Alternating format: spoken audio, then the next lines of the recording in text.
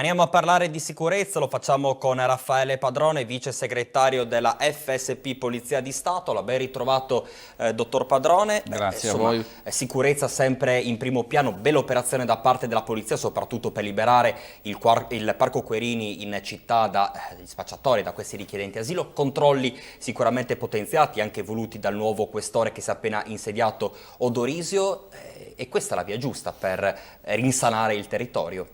Certo, questa è la via giustissima, non la via giusta. E il problema è che bisogna sempre fare la guerra con i guerrieri che si hanno a disposizione. Questo magari è una cosa che al questore dirò la prossima, anzi fra qualche giorno lo incontrerò, perché altri impegni mi hanno portato fuori la città, quindi sicuramente parleremo anche di questa totale riorganizzazione, soprattutto di alcuni uffici, come sappiamo carenti dove ormai sappiamo, e l'ho ripetuto 100 volte, sono arrivate queste 15 nuove persone, ma sono andate via, andranno via da qua a giugno altre 17 persone, quindi totale saremo sempre meno 2, no?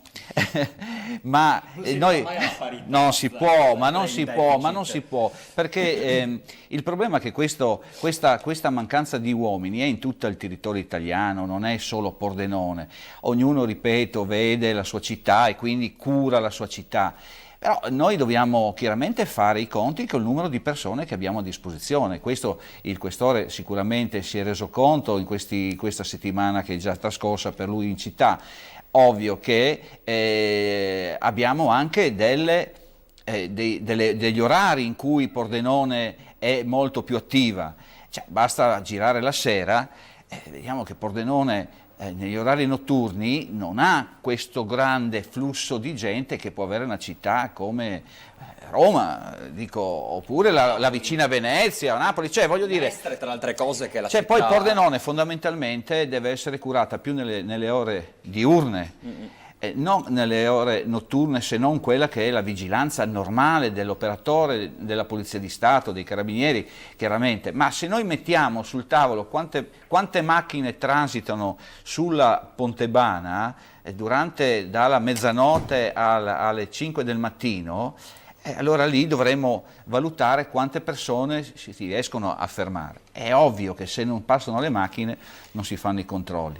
Io dico sempre che noi, quando abbiamo la polizia in ogni via, non avremmo risolto il problema del furto, possiamo fare una prevenzione diversa. Sì. Ma il furto, come abbiamo visto, abbiamo assistito la scorsa settimana, perché anche se ero fuori città mi arrivano le notizie, allora rubano a Cordenone, 3 minuti dopo a Zoppola fanno un altro tentativo di furto in abitazione. Il problema è che abbiamo un territorio che è così vasto ma così attaccato che passare da un comune all'altro, chiaramente i delinquenti che possono essere anche gli stessi, ma sicuramente ci mettono meno che partire da Venezia e andare a Roncade. Cioè, voglio dire, è un territorio abbastanza delicato quello pordenonese. Io tanti anni fa avevo anche chiesto al Ministero, certo, ma io soprattutto la zona di Sacile, Bruniera, mi ha aiutato. Io tanti anni fa avevo chiesto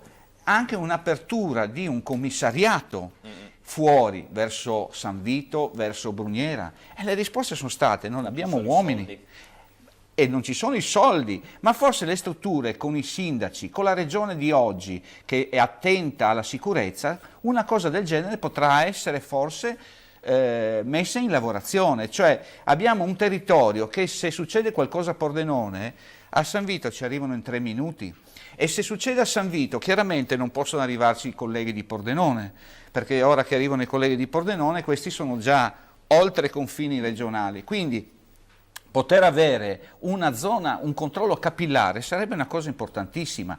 Però l'avete visto, questo succedeva anche con l'Arma dei Carabinieri.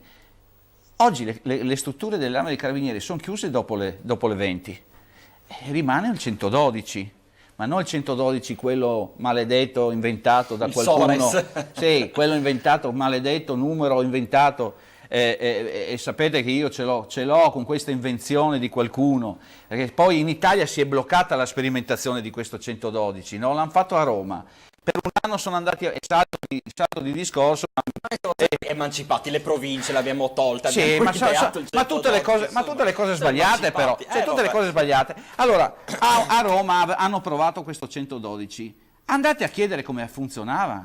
Io lo dissi, attenzione, sento rumors che anche qui qualcuno in regione vuole mettere sto 112, un numero unico. Benissimo, ma guardate, ma chi mi ascolta dall'altra parte, chiami in redazione, dica abbiamo avuto problemi con questo 112. Ma Rallenta, arrivano, ecco, le arrivano anche le lamentele. È che ci siamo stufati ormai di dire. Cioè succede un incidente stradale, lei diventa matto a far capire all'operatore, ma non perché quello è un deficiente, perché quello magari risponde anche da Brescia e lei le devi dire dov'è Telepordenone, dov'è la via e gli deve spiegare. Quando riesce a capire, li manda di nuovo al centro operativo o dei carabinieri o della questura, a cui deve rispiegare giustamente tutto. Tutto viene tracciato. Cioè, se abbiamo bisogno veramente...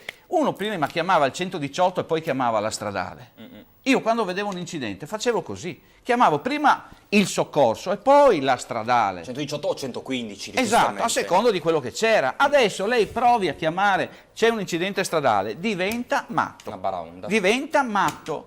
E io ho paura che magari qualcuno faccia meno di chiamare, attenzione. Cioè io ho paura che poi che qualcuno dica se devo chiamare magari chiama quello a fianco, ma io non lo chiamo, ma chiama tu. Perché tanto so che è una perdita di tempo e arriva anche il E calendario. lì dobbiamo salvare una persona magari, no? Bene. Ecco, questo io su questa cosa tornerò Questa a volta chiedere. parliamo anche di taser, Ah, ok. Parliamo anche di taser. Anche lì perché c'era una sperimentazione sì. che dobbiamo Anche vedere. perché sembra che qualcuno sta facendo orecchie da mercante, no? Sì, Non abbiamo voglio dovuto dire, chiedere non- nuovamente ma come funziona, vabbè, ma quali ne sono i parliamo. rischi, quali sono le caratteristiche dello strumento. Certo. Ti mettono in mano un apparecchio che non sai come funziona, non Dai, sai quali sono. una pillola alla volta, se no poi insomma i nostri telespettatori giustamente diventano... Ne abbiamo da parlare di acquisiscono ma troppi purtroppo la elementi, no? sicurezza io ci batto e batterò.